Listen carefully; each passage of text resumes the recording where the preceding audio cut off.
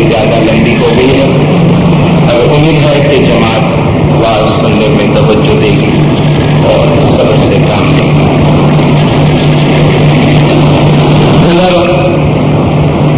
ہم سب اچھی طرح جانتے ہیں کہ ہمارے طریقے کی بنیاد امام زمان کا وجود ہے۔ صدیوں سے ہم حاضر امام میں مانتے آئے ہیں، ہمیں زندہ امام اور زندہ نور میں مانتے آئے ہیں۔ حاضر امام ہمارے روحانی ماں باپ، ہمارے روحانی رہبر، ہمارے مشکل کشا اور ہمارے حاجت روا ہے۔ ہماری تاریخ اس بات کی گواہ ہے کہ صدیوں سے اسماعیلی جماعت زمانے کے امام کی رہنمائی میں دنیاوی اور روحانی ترقی حاصل کرتی رہی ہے۔ جماعت خانہ ہمارے پیروں نے ہم کو بنا کر دیا، ہمارے پیروں نے ہمیں یہ طریقہ دیا اور ہمیں یہ حکم دیا ہے کہ ہمیں اپنی روحانی ترقی کے واسطے، اپنی مشکلات کی آسانی کے لیے، اپنے مذہب کی پیروی کے لیے جو بھی عمل انجام دینا ہے، جو بھی کام کرنا ہے، وہ ہم جماعت خانے میں کریں۔ اور حاضر امام کا فرمان ہے کہ جماعت خانہ وہ جگہ ہے جہاں حاضر امام کا نور ہمیشہ موجود ہے۔ باطنی طور پر امام ہمیشہ موجود ہے اور ظاہری طور پر امام کا امر، امام کا فرمان، امام کے مقرر کیے ہوئے نمائندوں کی صورت میں جماعت خانے میں موجود ہے۔ جناب ہم جانتے ہیں کہ زمانہ، ہماری زندگی کے حالات ہمیشہ ایک جیسے نہیں رہتے ہیں۔ اس دنیا میں کسی کے بھی حالات ایک جیسے نہیں رہتے ہیں۔ کبھی ہمارے حالات اچھے ہوتے ہیں، کبھی ہمارے حالات برے ہوتے ہیں۔ کبھی ہم بڑے امن سے، سکون سے اور چین سے زندگی گزار رہے ہوتے ہیں، کبھی ہم پہ تکلیفیں آتی ہیں، مشکلات آتی ہیں، آفتیں آتی ہیں۔ اور یہ مشکلات اور تکالیف آفت کا وقت ہی ہے جس میں ہمارے ایمان اور ہمارے مذہب کی اور مذہب کی طرف جو ہماری ذمہ داری ہے اس کی آزمائش ہوتی ہے۔ اور انسان بڑا کمزور ہوتا ہے جب مشکلات آتی ہے، جب آفتیں آتی ہے، جب تکلیفات آتی ہے تو یہ سمجھتا ہے کہ میں اکیلا ہوں کہ مجھ پر یہ آفت آئی ہے، اور جلد از جلد وہ اپنے اس مشکل کو آسان کرنے کے لیے، اپنے اس آفت سے نکلنے کے لیے کوئی چارہ جوئی کرتا ہے، کوئی راستہ نکالتا ہے، اور وہ بہت جلد بے صبر بھی ہو جاتا ہے، اور بہت جلد شاید اپنے مذہب کے بارے میں، ہاں وہ کسی بھی مذہب سے اس کا تعلق ہو، شاید بہت جلد اپنے مذہب کے بارے میں کوئی ججمنٹ بھی دے دیتا ہے کہ یہاں میرا جلدی سے کچھ ہونے والا نہیں ہے، چلو میں کوئی اور سہارا ڈھونڈتا ہوں، جیسے کہ ڈوبتے کو تنکے کا سہارا کہتے ہیں۔ تو وہ جو اس سے جس طرح بلائے، جو اس سے جس طرف لے جانا چاہے وہ لے جاتے ہیں۔ پھر جس طرح ایک پہاڑ کی طرح ایک آدمی اپنی جگہ پہ مضبوط رہتا ہے، ان کی وہ مضبوطی ختم ہو جاتی ہے اور اس کی بجائے وہ ایک تنکے کی طرح بن جاتا ہے، اور تنکے کی طرح کبھی ادھر کی ہوا آتی ہے تو ادھر چلا جاتا ہے، کبھی ادھر کی ہوا آتی ہے تو ادھر چلا جاتا ہے۔ امام نے فرمایا کہ آپ اپنا ایمان، اپنا عقیدہ اپنے مذہب پر پہاڑ کی طرح مضبوط رکھیں۔ پہاڑ کو کدھر کی بھی ہوا آئے اور کیسی بھی موجیں اس سے ٹکرائے، پہاڑ اپنی جگہ سے کبھی نہیں ہلتا۔ لیکن ایک بات دلداروں یاد رکھنا چاہیے، مشکل واقعی آزمائش ہوتی ہے، اور ایسی آزمائش میں جب ہم ادھر ادھر جاتے ہیں یا جن لوگوں کے پاس ہم جاتے ہیں، اگر امام کا دامن چھوڑ کر یا اپنے اصولوں کا کمپرومائز کر کے ہم ادھر ادھر جاتے ہیں वरना क्या दुनिया में कोई जगह, कोई इंसान, कोई तरीका, कोई आदमी, कोई दरवेश, कोई पीर, कोई फकीर आपको ऐसा नजर आया है जिसके पास कोई तकलीफ नहीं, जिसपे कोई मुश्किल नहीं है, जिसपे कोई आफत नहीं है? खुदा ने जो पैगंबरों को दुनिया में भेजा है, इमामों को भेजा है, वली औलिया को भेजा है, उन सबको अपनी तकलीफात का अपना अपना हिस्सा भुगतना पड़ा है। बल्कि जितनी तकालीफ अंबिया पे पड़ी है या अइम्मा पे पड़ी है या औलिया पे पड़ी है, इतनी तो हम पे नहीं पड़ती है। तकलीफों से कॉम्प्रोमाइज करना सीखें, तकलीफों को कबूल करना सीखें, मुश्किलात को जिंदगी का लाजिमी हिस्सा समझना सीखें, बजाय इसके कि हम ये समझें कि हमारी जिंदगी में कोई तकलीफ कभी आनी ही नहीं चाहिए। वो मुश्किल कुशा जिसके दर पे आके हम मुश्किल आसान की दुआ मांगते हैं, उस मुश्किल कुशा का ही ये फरमान है कि जिंदगी में तुम्हारे लिए बहुत सी तकालीफ और बहुत सी मायूसियां होंगी। अगर एक इंसान की 20% उम्मीदें भी पाया तकलीफ को पहुंच गई तो वो बड़ा नसीबदार है। इसलिए फरमाया कि मायूस मत होना, मायूसी गुनाह है। तो जिंदगी में उतार चढ़ाव आते रहते हैं और याद रखिए दिलदारों, हम एक ऐसे दौर से और एक ऐसे जमाने से गुजर रहे हैं जहां लोग मजहब का बड़ा गलत इस्तेमाल कर रहे हैं। आप अपने आसपास देखेंगे लोग मजहब को सिर्फ मजहब के वास्ते नहीं, बहुत से मुख्तलिफ मकासद के वास्ते, मुख्तलिफ जाती गर्ज के वास्ते मजहब को इस्तेमाल कर रहे हैं।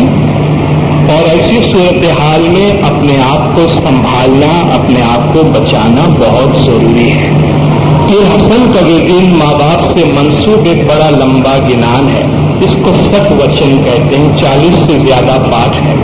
इसमें आज के जमाने के, कलयुग के जमाने का एक छोटा सा नक्शा खींचा गया है कि इस दौर में क्या क्या होगा, और जरा अपने आसपास झांक के देखना कि यही कुछ हो रहा है।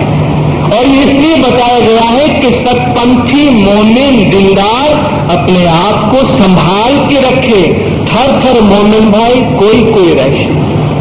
ऐसा जमाना आएगा कि बहुत थोड़े लोग जो हैं वो अपने मजहब को संभाल सकेंगे, और खुदा न खास्ता हमारा शुमार ऐसे लोगों में न हो कि जिससे कोई भी आकर किसी भी तरफ घसीट के ले जाए। याद रखिए मौला ने फरमाया कि हमारे तरीके की, हमारे मजहब की बुनियाद ये लोहे की बुनियाद है, ये कोई कमजोर बुनियाद नहीं है। हो सकता है इस पर जो चलने वाले लोग होते हैं उनमें कभी कभी कमजोरी आ जाती है। तो पीर हसन कबीरदीन का जो ये गिनान है, कहे पीर हसन कबीरदीन से वो नर अली खान सर्वे जीव का था पिया धाम, ये लंबा गिनान है। इसमें आगे चलकर फरमाते हैं कि चोर मुकर राह न बाट, घर घर गुरु ने घर घर पाठ। चोर मुकर राह न बाट, ऐसा दौर आ जाएगा कि आपको जो लोग नजर आएंगे उसमें शायद ही कोई दयानतदार इंसान आपको नजर आए। और ये जो ईमान की हमारे पास दौलत है, वस्त जोई ने एक रतन तमने अमुलक लादो तेने जतन करी ने राखी जे, वक्त जोई में व्यापार जो कीजिए के जड़ जड़ हाथ न दीजिए। हर आदमी के हाथ में देने जैसी चीज हमारा ईमान नहीं। हमने हाजिर ईमान के हाथ पर बैयत की है, और ईमान जमान हमारे दुनियावी और उखरवी, दुनियावी आबादी और आखिरत की नजात दोनों की ईमान ने जिम्मेदारी दी है। घर घर गुरु ने घर घर पाठ। आपको हर घर में गुरु नजर आएंगे, हर घर में लोग अपने अपने पाठ लगा के बैठ जाएंगे। घर घर फांसे मुकर चोर खान तिरू का थापे हो। घर घर में आप देखेंगे तो बस झूठ के कारोबार हो रहे हैं। थान पीरू का थापे और पीर को छोड़कर दूसरे लोग जो हैं वो पीरों के आस्थाने बना के बैठ जाएंगे, पीरों का तख्त बनाकर बैठ जाएंगे, اور پیر ہونے کا نہیں بلکہ خدا ہونے کا بھی دعویٰ کریں گے. گرسو وادے تخت پر بیٹھا سہی نگرا نرگمائے بیٹھا. جو مرشد سے ٹکراتا ہے، جو مرشد سے جھگڑتا ہے، وہ جا کے تخت پر بیٹھ جاتا ہے. اس کا ٹھکانہ سوائے جہنم کے اور کیا ہے؟ اور جس گرو کا ٹھکانہ وہاں ہے، ان کے چیلوں کا کیا ہوگا؟ تو ہم کس کی پیروی کر رہے ہیں، ذرا اس کو دھیان میں رکھیے. وشنو ہوئے تو کھلائے آپ، دن دن اٹکا کرنا پاپ. ویسے تو وہ اپنے آپ کو بھگوان کہیں گے، زمین پر خدا ہونے کا دعویٰ کریں گے، مگر آپ ان کے اعمال دیکھیں گے تو ایسا لگے گا کہ گھر روزانہ ان کی پاپ اور ان کے گناہوں میں اضافہ ہوتا جا رہا ہے. گھر گھر ملا نے گھر گھر قاضی، کوڑ کپٹ کی رچے بازی. زیادہ کچھ کہنے کی ضرورت نہیں. گھر گھر ملا نے گھر گھر قاضی، کوڑ کپٹ کی رچے بازی. اگر ہر گھر میں ہم اپنے طور پر اپنا مذہب چلانے بیٹھ گئے تو یہ جو امام کا گھر، جو ہماری سالمیت اور ہماری اسٹیبلٹی کی نشانی ہے، پھر وہ آپ کی مدد کرنے کے لیے کیسے آئے گا؟ یہ جماعت خانہ ہمارے گھر میں نہیں آئے گا. ہمارا کام ہے کہ ہم امام کے گھر میں آئے تاکہ امام کے ساتھ ہماری وابستگی رہے.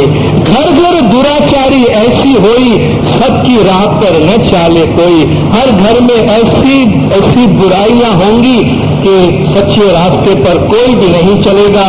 ٹوڑا ٹامر گھر گھر ہوئی، گنان وچاری نہ چالے کوئی. آج جسے دیکھو وہ کہتا ہے فلان نے مجھ پہ کالا جادو کر دیا ہے، فلان ڈورا دھاگا کر رہا ہے، فلان یہ کر رہا ہے، فلان وہ کر رہا ہے. آپ ذرا سوچیں کیا ہو گیا ہے ہمیں. حاضر امام فرماتے ہیں کہ ہمارا طریقہ دین اسلام کا ایک اسپرچل اور انٹلیکچوئل طریقہ. ہمارا طریقہ وہ طریقہ ہے جس نے دین اسلام کی عقلیت کو سنبھال کے رکھا ہے. جہاں ہر بات انسان اپنے انٹلیکٹ کو، اپنی عقل کو اپیل کر کے پھر بات کرتا ہے، وہاں ہر آدمی کو دیکھو تو وہ ایسی بات کرتا ہے کہ جیسے وہ عقل کے معیار سے کتنے نیچے آ کے بات کرتا ہے. گھر گھر ٹوڑا ٹامر، جسے دیکھو وہ یہی بات کرتا ہے، اس نے اس کو یہ کر دیا، اس نے اس کو یہ کر دیا. یہ سب کمزوری کی نشانی ہے، یہ سب ویکنیسز کی نشانی ہے. گنان وچاری نہ چالے کوئی علم پہ عمل نہیں کرے گا. ایسا ہو ورنا کوئی، چڑ چڑ مانک لے سوئی. جو ہوشیار ہوگا، بہادر ہوگا، وہ اس موتی کو، مالک کو چن لے گا اور اس کے مطابق چلے گا. حضرت امام سلطان محمد شاہ صلوات اللہ علیہ مولا کا ایک فرمان آپ کے سامنے پیش کر کے میں آگے چلوں گا. دوسرے دین والوں سے تعویذ لے کر کبھی بھی اپنے پاس نہ رکھنا. جن کا چہرہ دیکھنا واجب نہیں، ایسے دین سے پھرے ہوئے لوگوں کے پاس سے تعویذ لے کر گلے میں ڈالتے ہیں اور ان پر اعتقاد رکھتے ہیں. اس سے آپ کے ایمان میں بہت سستی پیدا ہوگی. اس طرح کریں گے تو یوں سمجھا جائے گا کہ آپ دو شخص کی اولاد ہوئے. آپ دوسروں کی تعویذ لیں گے تو ہمارے دیے ہوئے تعویذ آپ کو کوئی کام نہیں آئیں گے اور آپ کبھی بھی روشنی نہیں دیکھ سکیں گے. آپ کے دل میں اندھیرا ہوگا. آپ ایمان پر یقین نہ رکھیں اور ادھر ادھر دوڑیں، وہ بے ایمانی ہے. 7 جگہوں پر پیر رکھنے سے کیا فائدہ؟ یہاں وہاں دوڑنے والے اگر کبھی ہمارے نزدیک بھی ہو تب بھی وہ ہم سے دور ہیں. ایسے لوگ یہاں آئے تب بھی انہیں شک رہتا ہے، دوسری جگہ پر جائے تب بھی انہیں شک رہتا ہے. ایسے شخص کا ایمان کسی بھی جگہ قائم نہیں رہتا، اس کے دل میں ہمیشہ شک بھرا ہوا رہتا ہے. آپ اپنا ایمان مضبوط رکھیں. اگر کوئی شخص آپ کو الٹی سیدھی سمجھائے تو اس کی باتیں کبھی بھی قبول نہ کرنا. اپنے مذہب کو اور اپنے ایمان کو سنبھالنے کے حساب سے میں ایک اور نقطے پر تھوڑی سی بات کر کے آگے آگے چلوں گا کہ آج کل شاید ہماری جماعت میں اس بات کو بڑا آسان لیا جاتا ہے کہ ہم اپنی جماعت سے باہر شادی بیاہ کرنے لگے، اسماعیلی لڑکے غیر اسماعیلی لڑکیوں سے یا اسماعیلی لڑکیاں غیر اسماعیلی لڑکوں سے۔ اگرچہ یہ ایک سوشل پرابلم ہے، تفصیل میں ہم اس سے بات کریں گے، لیکن حاضر امام اس چیز کو ڈسکریج کرتے ہیں۔ یہ بات اتنی آسان نہیں ہے جتنی ہم سمجھتے ہیں۔ جوانی کے عمر میں اس قسم کے فیصلے کر لینا بہت آسان ہے، مگر مذہب کی پریکٹس انسان اپنے ماحول میں کرتا ہے، اور یہ معاملہ مذہب کا نہیں ہے۔ لیکن ہم جب مذہب کی پریکٹس کرتے ہیں تو ہر ایک کا اپنا ماحول ہوتا ہے، اور جب آپ مذہب کے ماحول پہ کمپرومائز کرتے ہیں، آگے چل کر پھر ان کی اولاد کے کتنے مسائل ہوتے ہیں، آگے چل کر مذہب کی پریکٹس کے کتنے مسائل ہوتے ہیں۔ اس لیے میں اپنے نوجوان بچوں سے، بہنوں سے، بھائیوں سے اپیل کروں گا کہ مذہب کی پریکٹس کا یہ اہم عنصر ہے کہ اپنی فیملی کا انوائرمنٹ اسماعیلی انوائرمنٹ رکھیں، تمام لوگوں کے ساتھ اچھے تعلقات رکھنا یہ مولا کا فرمان ہے۔ امام نے فرمایا پل بناؤ، یہ مولا کا فرمان ہے، لیکن امام نے فرمایا ہم نے آپ کو برج کراس کر کے پل کے اس طرف جانے کے لیے نہیں کہا ہے۔ یہ ایک اشارہ ہے، انشاءاللہ کبھی فیملی لائف پر بات کریں گے تو اس پر تفصیلی بات کریں گے کہ اپنے مذہب سے باہر نکل کر شادی بیاہ کرنے میں کتنے مسائل پیدا ہو رہے ہیں اور لوگوں کو کتنی تکالیف برداشت کرنی پڑ رہی ہے۔ ایمان کی جو ہدایت ہمارے لیے ہے، میں دوسرا نقطہ عرض کرتا ہوں، ہدایت میڈیسن اور فوڈ کی طرح ہے۔ مولا کے پچھلے جانے کا بھی فرمان ہے کہ ہمارے روز کی فراہمی ہے، جو آخری فرمان ہے اس پہ عمل کرو۔ کچھ لوگ پچھلے امام کے فرمان سے بہت زیادہ اٹیچ ہو جاتے ہیں، حاضر امام کے فرمان کی طرف توجہ نہیں دیتے ہیں۔ پچھلے امام کا ہی فرمان ہے، آج تمہارے سر میں درد ہو اور تم ڈاکٹر کے پاس جاؤ، ڈاکٹر تمہیں سر کے درد کی دوا دیتا ہے، کچھ دن کے بعد تمہارے پیٹ میں درد ہوتا ہے تو وہ سر کی دوا پیٹ میں لگاؤ گے تو تم کو فائدہ نہیں ہوگا، تم پھر ڈاکٹر کے پاس جاتی ہو، وہ تمہیں پیٹ کا علاج دیتا ہے۔ امام کا فرمان اسی طرح ہے، اگیو تینے دھیائیے انوارے تینے آن کالے بھوجن جے جمیا تینا آج شیا وکھان۔ پرسوں ہم نے کھانا کھایا تھا، بڑا اچھا تھا، مگر آج وہ کھانا باسی ہے۔ آپ کسی میڈیکل سٹور میں جا کے اپنی مرضی سے میڈیسن نہیں اٹھاتے ہیں، ڈاکٹر کے پرسکرپشن کے مطابق اٹھاتے ہیں، اس میں بھی ڈیٹ آپ دیکھتے ہیں، ایکسپائری ڈیٹ دیکھتے ہیں، یہ دوا کب تک دوا ہے۔ ایکسپائری ڈیٹ کے بعد گارنٹی نہیں ہے کہ یہ دوا رہے، ممکن ہے زہر بن جائے، اس لیے اس ڈیٹ کے بعد وہ دوا پینے سے آپ کو منع کیا جاتا ہے۔ امام کے فرامین بھی اسی طرح ہے، امام آگے چل رہے ہیں، ہم امام کے پیچھے جا رہے ہیں، اور امام کے تازہ فرامین پر دھیان دیں۔ آج حاضر امام جس طرح ہماری زندگی کو بنانا چاہتے ہیں اس طریقے سے حاضر امام کے فرامین کے مطابق چلنے کی کوشش کریں۔ پچھلے زمانے کے امام کے فرامین پڑھنے کی منائی نہیں ہے، لیکن ہمیشہ زمانہ، وقت اور کانٹیکسٹ کو دیکھ کے اس کے مطابق فرمان پڑھیں۔ ہم حاضر امام کے ہدایت اور فرمان کے مطابق چلتے ہیں تو امام کے ساتھ، امام کے پیچھے، امام کے نقش قدم پر چلے تاکہ جماعت کے اندر بیداری رہے، زندگی رہے اور تازگی رہے۔ بعض جماعت کے دیندار جو ہیں وہ یہ جاننا چاہتے ہیں یا محسوس کرتے ہیں کہ ہم اپنے جماعت خانے میں آتے ہیں، دعا پڑھتے ہیں، تسبیح پڑھتے ہیں، جماعتی کام کاج کرتے ہیں، یہ تو سب کرتے ہیں، ہمیں اگر آخرت کی آبادی چاہیے، دوسری دنیا کی آبادی چاہیے، روحانی پروگریس چاہیے، روحانی ترقی چاہیے، تو ہم کیا کر سکتے ہیں؟ جماعت خانہ ہمیں کیا دے سکتا ہے؟ دیکھیے، امام، حاضر امام دنیا میں ہے، اور حاضر امام کا کام ہے جس رسول کی حدیث ہے امرت للصلاح دنیاکم ونجاتی آخرتکم، میں تمہارے دنیا کی بھلائی کے لیے اور آخرت کی نجات کے واسطے آیا ہوں۔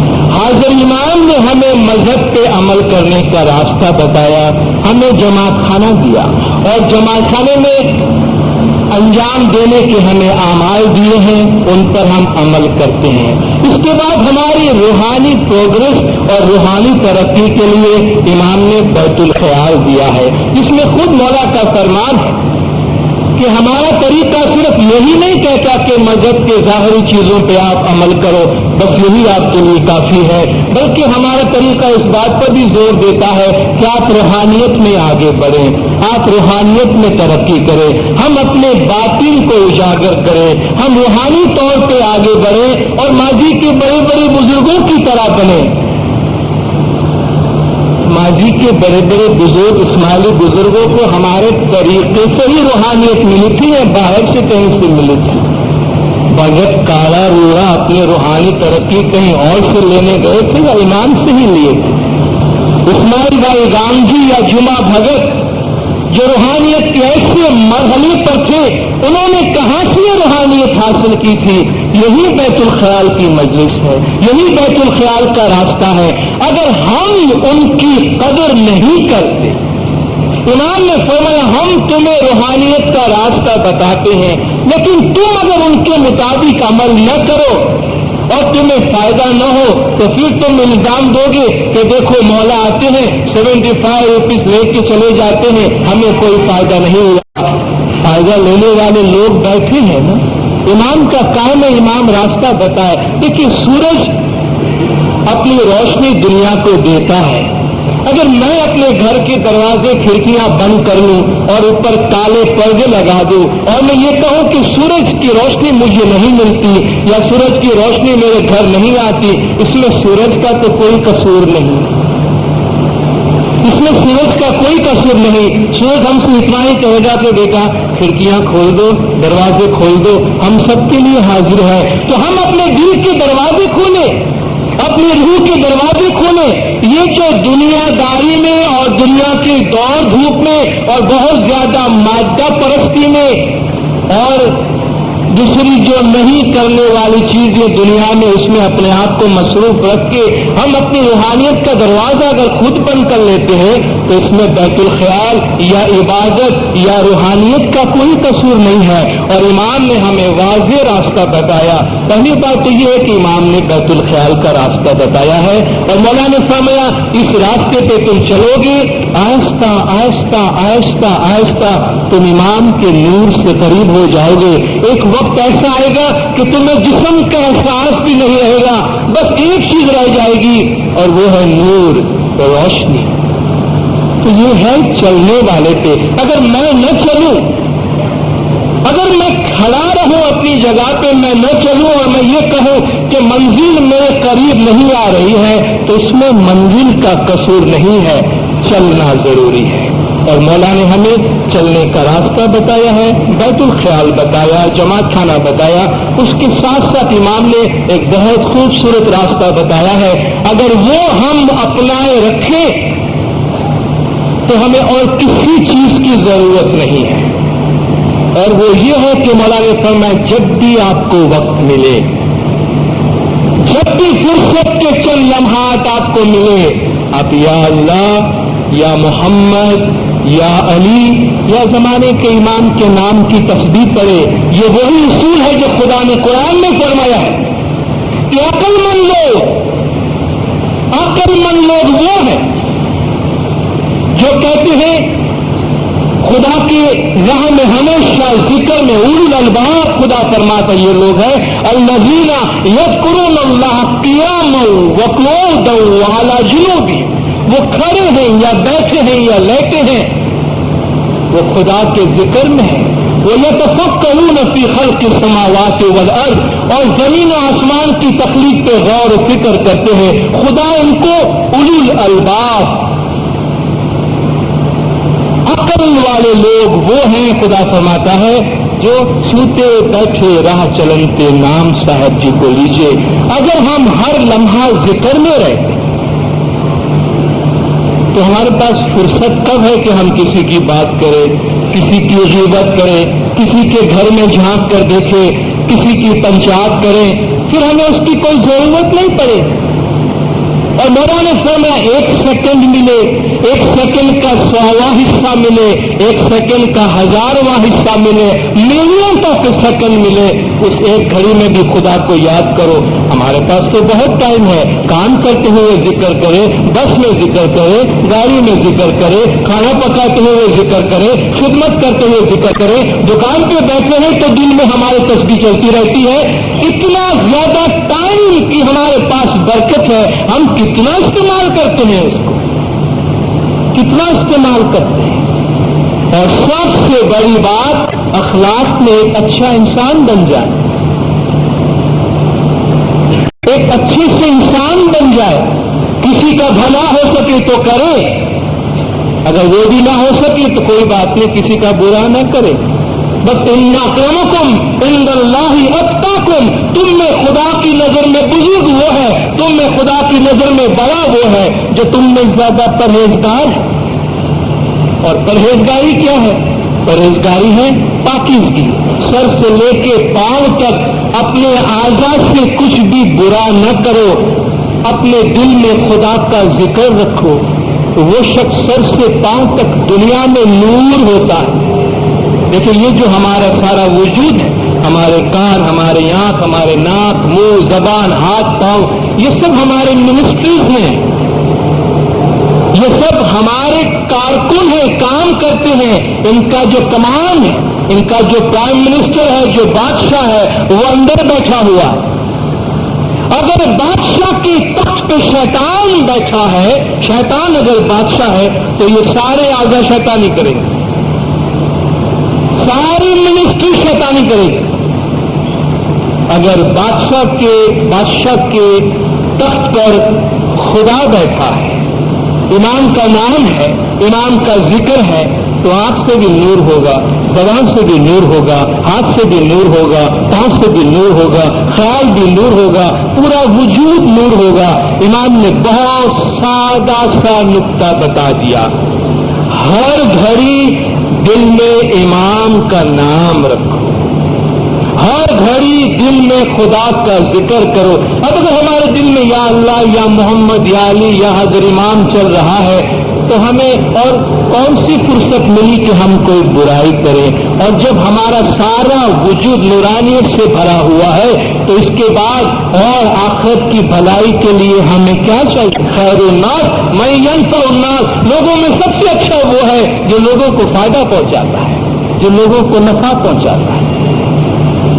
تو اگر ایک با اخلاق نیک سیرت انسان بن کے رہے، جس کی چابی ہے ذکر، جس کی چابی ہے ذکر، دل میں امام کا نام، امام کا ذکر ہو، تو سر سے پاؤں تک ہم پاک و پاکیزہ رہیں گے۔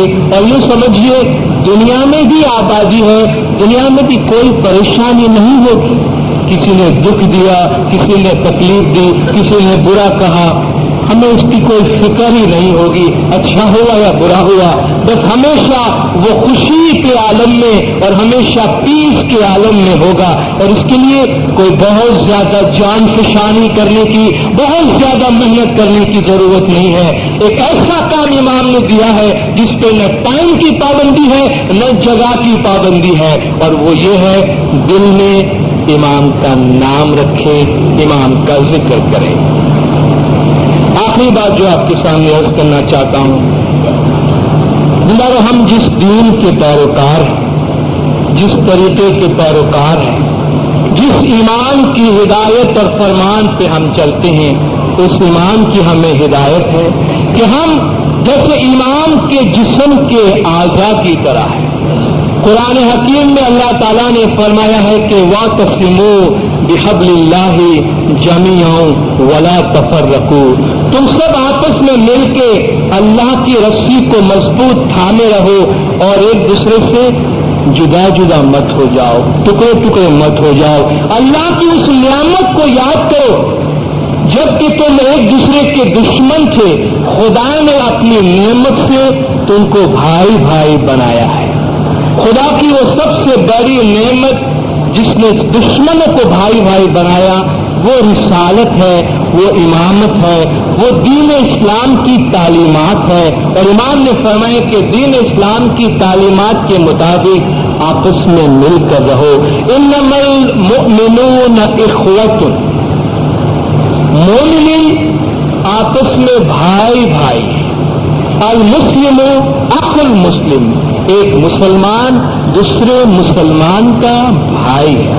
مولانا حاضر امام نے اپنے فرمان میں ارشاد فرمایا ہے، امام نے فرمایا کہ پہلے فرامین میں ہم نے آپ کو فرمایا ہے کہ ہر روحانی بچہ دوسرے روحانی بچے کا بھائی ہے اور ہر روحانی بچی دوسری روحانی بچی کی بہن ہے. ہم اپنی جماعت میں تقسیم دیکھنا نہیں چاہتے، ڈویژن آپس میں بٹے ہوئے دیکھنا نہیں چاہتے، ہم تنگ نظری نہیں چاہتے. تو اپنے گروپ کو دیکھنا، ہم تنگ نظری نہیں دیکھنا چاہتے.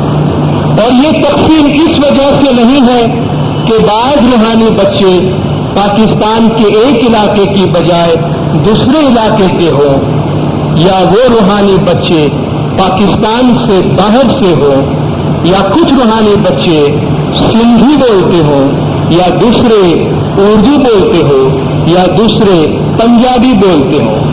یہ فرق اپنی جگہ پہ ہونے چاہیے کیونکہ ہر علاقے سے لوگ ہوتے ہیں، لیکن نسل یا زبان کے اختلاف اس حقیقت کے سامنے کوئی حیثیت نہیں رکھتے کہ ہمارے تمام روحانی بچے بھائی اور بہنیں ہیں.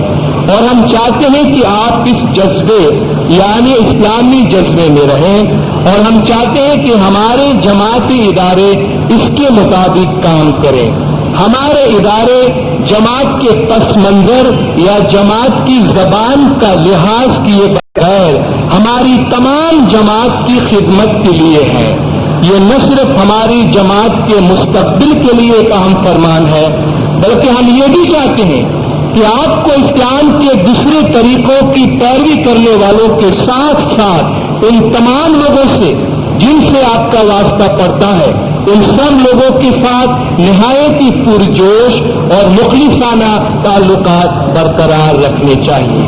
جماعت میں محبت سے رہیں، دوسرے مسلمانوں کے ساتھ محبت سے رہیں. حاضر امام کو دیکھیں، اپنے امام کو دیکھ کر کچھ تو سیکھنا چاہیے ہم کو. اپنے امام کی وسعت نظری، امام دنیا کو کس طرح دیکھتے ہیں؟